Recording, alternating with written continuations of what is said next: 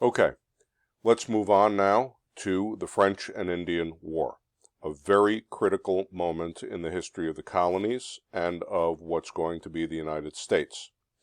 Obviously, in these short videos, I can't reteach the entire course, so I'm just going to hit the basic sort of bare bones outline highlights. So here we go. First of all, the French and Indian War, always remember, is the North American theater, the North American area, of a larger conflict called the 7 Years' War.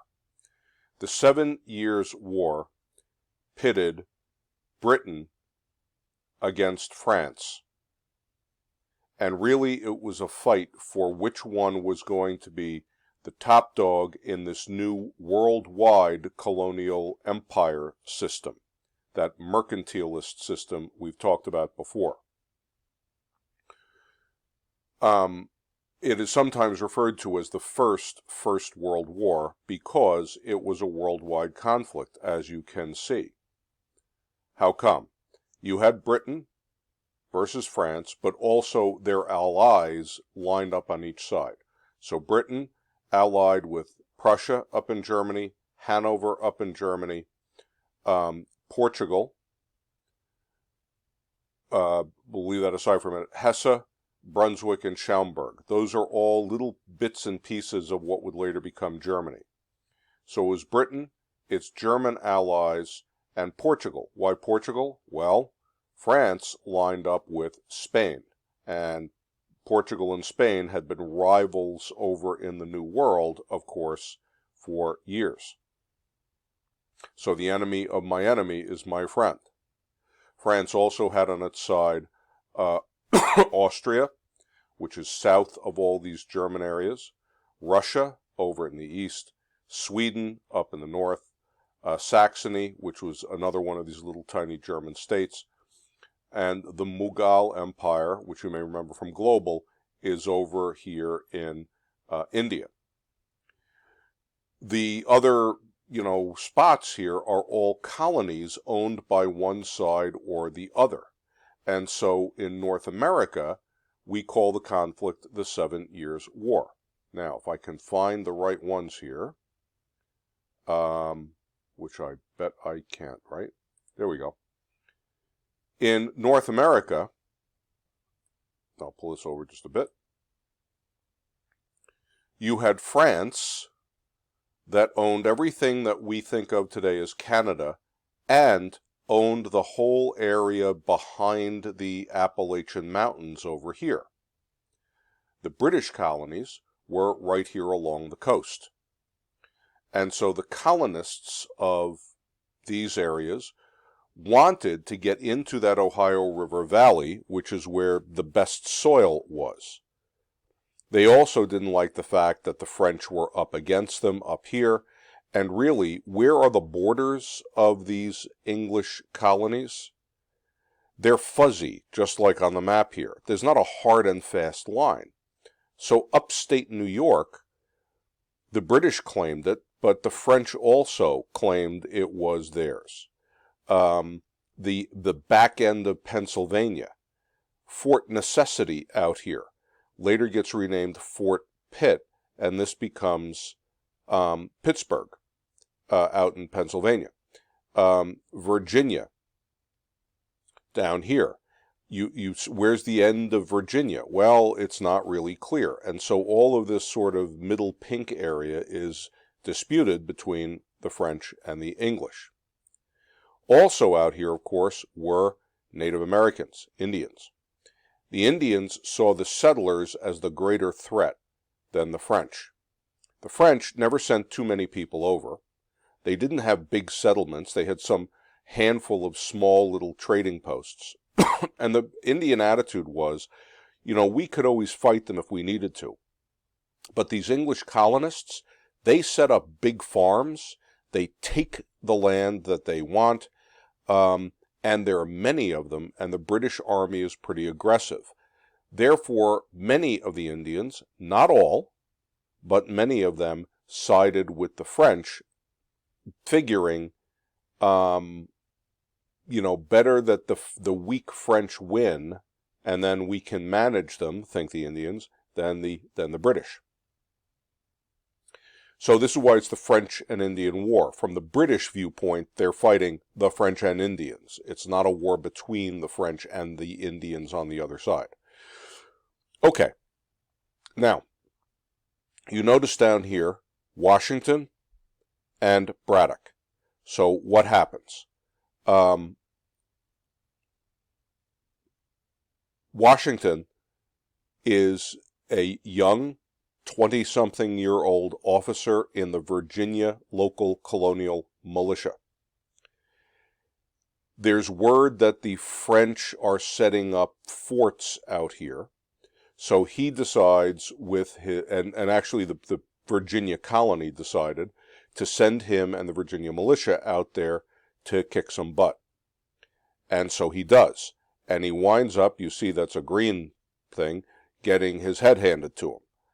Braddock is a British officer from England who leads the Virginia militia. Well, they're all English over here, right? And they're all Englishmen, but they kind of don't like this attitude that the British are taking, that, real Englishmen from England, who are more English than Englishmen from the colonies, they're going to tell you what to do because you're just hicks in the country. Braddock winds up getting killed early on. Washington winds up having to assume command, leads the men back successfully. As we talked about in class, Washington's greatest asset was that he knew how to lose a battle successfully. If he was going to lose, he could still keep his men together, his army intact, rather than have them smashed up, so they could fight another day. You then have a series of other battles that you don't need to know all the details of out in Ohio. And then Amherst here, that's Lord Geoffrey Amherst. We remember him. He was the commander of all of the British troops in North America sent over from England. He eventually gets knighted, Sir Geoffrey Amherst, on Miller Field here on Staten Island. This was a headquarters for the British troops, and that's where it happened. Anyway, Amherst leads some successful expeditions attacking the French up on the edge of Canada here. There's much fighting back and forth, etc. If I have this here, let me just pull this up. Braddock's defeat. He was actually a bad British general. Not a bad guy, but not a smart strategist. And I just mentioned that because it's really, the war hadn't started when that happened. When Washington took the troops out there in 1754, there was no war yet. He goes after the French forts that are supposedly in English territory. That's really what triggers this whole 7 Years' War.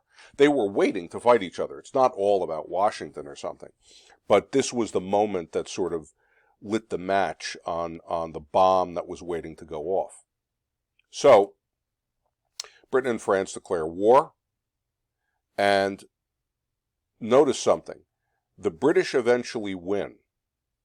They eventually win, and the French have to withdraw. But the British had a hard time.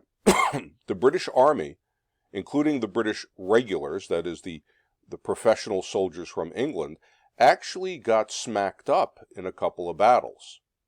That becomes important in a minute. What's the end point of the war? At the end of the French and Indian War, the British and the French make a treaty. France is not destroyed by the war. This is not World War II where you conquer your enemy. But the French have to give up a lot of their territory. So, what happens? The French agree to give up Canada. They agree to give up all the land between the Appalachian Mountains and the Mississippi River. All of that in here. So that's all that area. The Spanish, of course, had been the allies of the French. So the French owed a payoff to the Spanish for having participated in the war. That's Louisiana.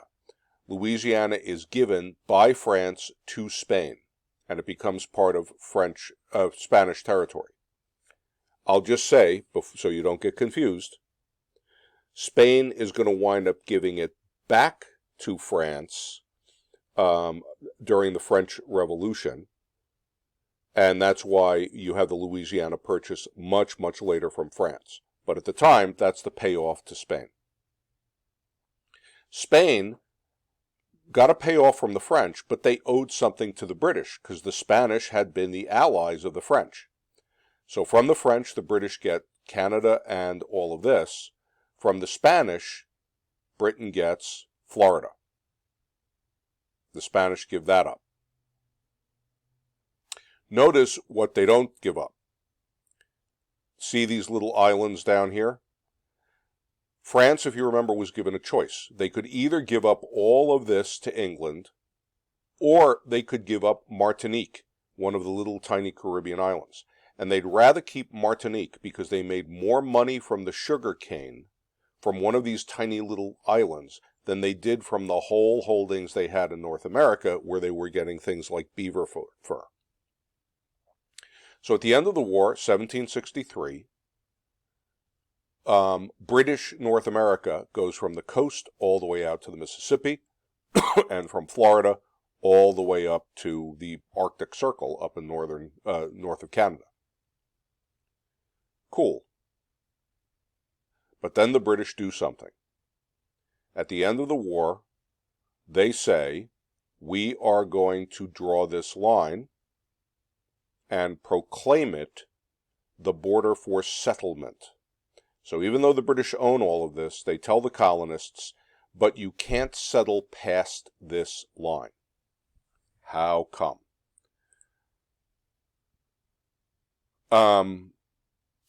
This we don't really need. Let me find it. French and Indian Wars ended, but out in the territory out there, if I can find it for you, there we go, you had Pontiac's rebellion. Pontiac, an Indian chief out here in the Ohio Territory. So when the French lose, the Indians panic. They try a sort of last-ditch rebellion against the British. And they go after the British forts that are left out here. The British, remember Jeffrey Amherst? Generously hand them all free blankets that happen to be infected with smallpox. And so the Indians are largely wiped out, in addition to being wiped out by military efforts. So again, the British win, but it scares them. They know that the Indians could rise up again. And by this time, the British are really a mess financially. France has been expelled from North America. But there are serious debt problems for England to have paid for this war. England dominates North America, but when colonists start looking at that Ohio River Valley, the natives rise up. So the point of the proclamation line is to ensure that you don't have to fight another war in North America. Now, we also have to point out another couple of results of this war. One is, the myth of British invincibility is shattered. Invincibility means unconquerability. The British Army was a mighty and powerful military, but they had gotten slapped around a little bit in that war. The colonists had provided a lot of the troops themselves. The war was largely fought by local militia, and they got the sense that, the British Army, we watched them get defeated by the French a couple of times, and they needed our help to win. Maybe they're not all powerful. The English view the colonists as undisciplined and lazy. When the English soldiers, the regular soldiers, come over, they're fully uniformed, heavily drilled, well-trained, and they look at these sort of bumpkin American militia who don't really have uniforms, and they're kind of all over the place, And yeah, they're pretty good shots, but they don't know how to drill. The colonists look at the English as a bunch of ruffians. We talked about the fact that soldiers came from, it was a lousy job and often not well paid. The men were not all that well fed. They were often not bright and often ex-criminals. So the colonists, who see themselves as noble farmers fighting for their land, see these kind of dirtbags in the British Army, and they're not impressed. Now, the war leads to the end of salutary neglect. We remember salutary neglect, health-giving neglect. All of those rules about mercantilism, the taxes on imports into the colonies, the requirements that they sell only to Britain and buy only from Britain. Those rules had existed, but the British hadn't pushed them too hard. They had neglected them and given the colonists a certain amount of looseness, a certain amount of self-government, on the grounds that if you leave them alone and they're prospering, they actually make more money for the British Empire. But now that Britain is so deeply in debt and needs a lot of cash really quick, salutary neglect ends. And the British start to look at the colonies as a place that they can far more heavily tax and far more aggressively enforce the tax. So this is just a quick overview. Britain looks to tax things like paper, candles, salt, alcohol, beer, tea. Again, we talked about tea being a very popular drink in the colonies. It was a little bit of a luxury. Colonists couldn't produce it themselves. They had to import it, something that made you a little bit middle class. Sugar, molasses, and so on. They start to lay taxes on this stuff. The British also start keeping troops in North America. They want to make sure that there are troops in place in case they need them, should they need to fight Indians or even somehow the French again. And they're going to use the troops as kind of police to enforce this stuff. The cost to house and feed these troops was huge. So, you had the Stamp Act, which was a tax on all printed materials. Anything that was printed on paper, you had to pay a tax. You had to buy a stamp. That's how you paid the tax, and you stuck the tax on it, the stamp on it. We remember this one. The Quartering Act required colonists to put up British soldiers in their homes. So they could just come into town, a couple of hundred British troops, and they would stop at each door in town, knock on the door of each house, and say, you're going to take 2 soldiers, you're going to take 1 soldier, you're going to take 3 soldiers. And you had no choice. You had to move your family out of one of the bedrooms and give it over to the soldiers, and you had to give them 3 meals a day. That was your job. To the British, that didn't seem terrible. After all, these soldiers are there to protect them, and doesn't everybody love our brave men in the military? Don't you want to contribute?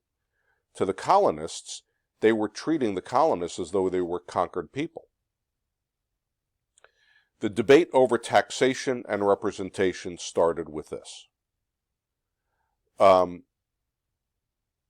Virtual representation and actual representation. Remember that?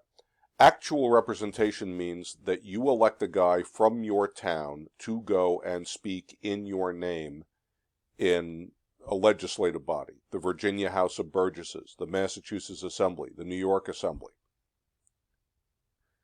And that's what Americans meant by representation.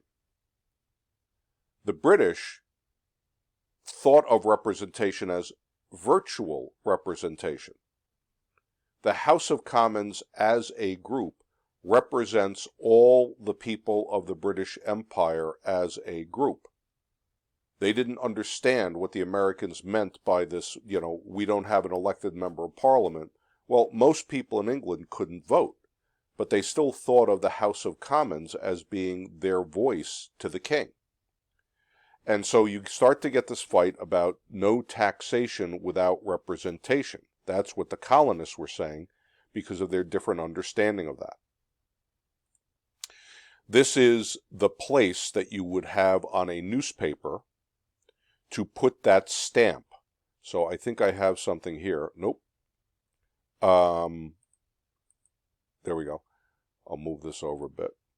So these are, I remember I showed you guys this. These are the actual stamps that you would buy. This is a sheet of them, and you cut them out, and they were numbered so you could keep track of them, and you stuck it on the newspaper, whatever it is you bought. So there is a Pennsylvania newspaper, and there's the place you were supposed to stick the stamp on.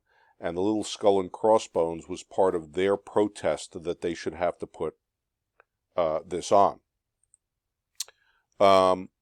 Okay.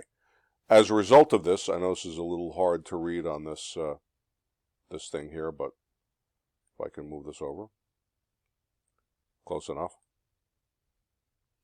The new Stamp Act was a very bad idea. Every piece of paper had to have a stamp stuck on it. But newspapers, receipts for businesses, legal papers for lawyers. So who's stuck for the tax? People who read the political news in newspapers. Businessmen who are running the businesses in the colonies and are politically active. Those are the people who are the most pissed off about this tax. So you get the Stamp Act Congress. For the first time, delegates from all the colonies get together in a meeting to unite in a cause. You get non-importation agreements. The colonies all agree to go along with boycotts. There are violent protests. Britain actually backs off and repeals the Stamp Act. This boycotts is hurting them, hurting their income.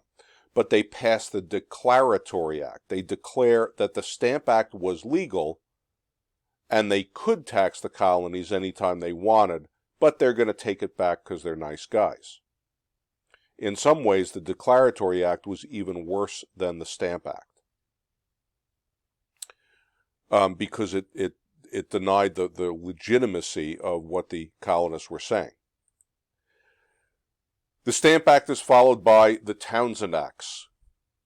Okay, you don't want to tax paper that way. We'll tax just raw material, glass for windows, lead, which was used for plumbing and stuff, paint, and tea. These are considered luxury goods. You could live without a window. You could live without a paint on your house. You could live without tea. But they were a status symbol in the colonies. And again, done without representation, as far as the colonists were concerned. Enforced by those vice admiralty courts. Remember that? This is military courts, treating colonists not merely as criminals, but as though they were enemy aliens, traitors in war or a conquered people, not a regular civilian judge. Okay, I'm going to just zip through these relatively quickly. The Boston Massacre, we remember that one. A kind of riot in the street. Angry mob in Boston. They start to go after a couple of local soldiers. Rocks are thrown. The soldiers are threatened. A couple of people pop off their guns, and a bunch of people are killed. John Adams, who believed in America's cause that we were being mistreated, thought the Boston Massacre was not the way to protest this. The soldiers actually got off because their lives had been threatened. But as far as the colonists were concerned, it was a massacre and showed the brutality of the British. 1773, the British decide to come back at the colonies with the Tea Act. It was sort of a way to tax the colonies. Really, it created a monopoly on the tea trade. You don't have to remember all that detail. And the Coercive Acts. So the Tea Act enforced this monopoly, and you got the famous Boston Tea Party, where they hopped on the ships and started throwing the tea overboard. The British angry about that and in revenge for it, pass a bunch more acts, shutting down Boston Harbor, demanding repayment for the tea, a new quartering act, so the swarms of soldiers that are being sent over to enforce these harsher laws, you have to put them up.